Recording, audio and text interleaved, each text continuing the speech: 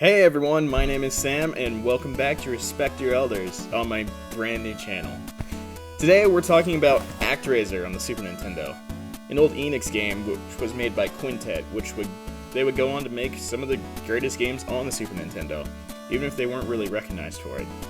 Now, why do I love Actraiser so much? Well, it's probably one of the weirdest games I think I've ever played in my life, but I love it for those exact same reasons.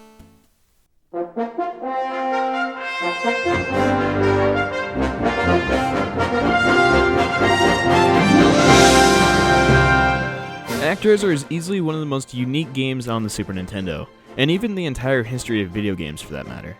It was developed by Quintet for the Super Nintendo in 1990 and would be published by Enix. Quintet would later go on to create the Gaia trilogy, which is easily one of the most underrated video game series of all time. Prior to working on Actraiser, the only title that Quintet had developed was Legacy of the Wizard on the NES. Actraiser was a side-scrolling action game mixed in with some simulation game aspects, similar to SimCity, but more on that later. In Actraiser, you play a god simply known as the Master. As you start the game, you wake up in your sky palace and learn that you were put into a deep sleep by Tanzra, also known as the Evil One. In a previous battle with Tanzra and his 6 minions, the Master was gravely injured and retreated to the Sky Palace where he slept for 1,000 years. During that 1,000 years, the people that believed in the Master were turned to evil by Tanzra and lost faith in the Master. With the help of your little naked angel friend, you, as the Master, must slay the monsters of the world and regain the faith of your followers. Together, you must defeat the 6 minions and take down Tanzra and save the world. Actraiser has some of the most unique game design choices that I have ever seen in a game. Half the game is played in side-scrolling action stages, while the other is left to the city-building simulation side. Needless to say that it was a very strange mix of genres. Even today, I've never seen a game quite like Actraiser. The game follows a simple format for each area. First, make the land habitable for people, the Master must wipe out all the monsters. Then, once the boss is defeated, the game switches over to the little naked angel friend to build a city. Once the city is complete, the Master must make one more plunge into the land to defeat one of Tanzra's minions. After that, it's on to the next land. So to recap that, first you play an action stage, then you build a city for a while, and then you play another action stage. Wash, rinse, and repeat.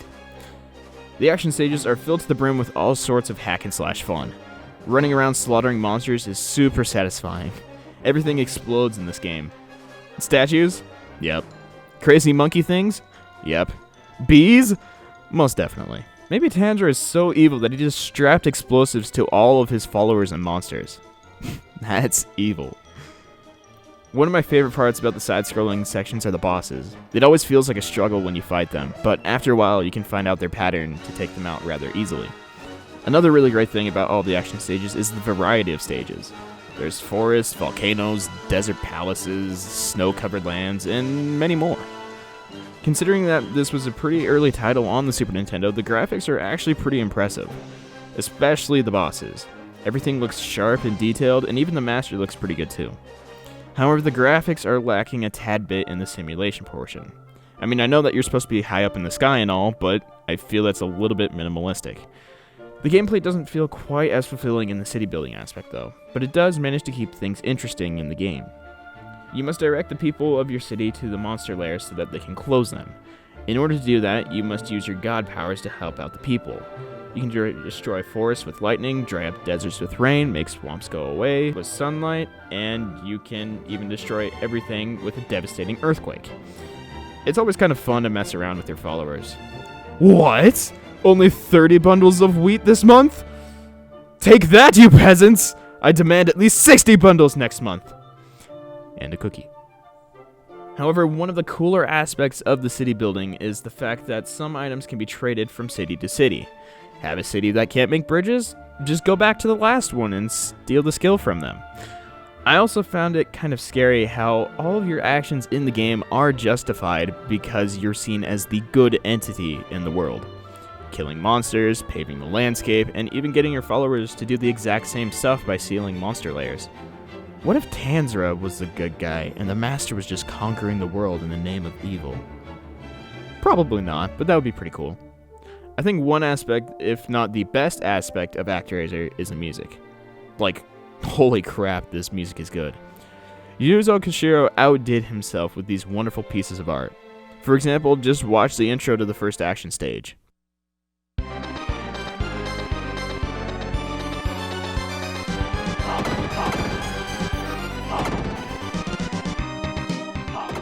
Doesn't it just get you in the mood to slice up some monsters?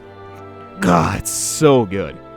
Hell, this music is so good that there are even orchestrated versions of it, which you've been listening to throughout this review. If you like what you hear, then you should go find it on the internet somewhere. One of the most interesting parts of the game has to be the final level, which is just a straight up boss rush. This is probably the most memorable part of the game because not only is it the most difficult, but the beginning also kind of reminds me of a Dragon Force album cover. Essentially, you have to run through all of the Act 2 bosses in each land, so starting with the Minotaur and ending with Tanzra. Initially, Tanzra goes down pretty easily, however, he gets a lot tougher. However, after many failed attempts, I finally beat him. Take that, you demon! And all is well in the world again, and the master rides off into the sunset. Actraiser actually had a sequel, Actraiser 2, but it was pretty inferior to the original because it left out the whole entire simulation part of it, and just having action stages. I mean, to be fair, it was fun in its own right, but it's not the sequel that Actraiser deserves. My hope is that someday everyone will create another game like Actraiser. It's doubtful, but hey, a guy can dream, right? Now you can find Actraiser on the Wii's Virtual Console for about 800 Wii points, or $8, and I would imagine that it'd probably be coming out to the Wii U's Virtual Console pretty soon. Either that or it's gonna flop. You can find a cartridge for about $15 or so online, and probably even cheaper if you find it out in the wild. Well, my name is Sam, and this has been Respect Your Elders. Thanks for watching.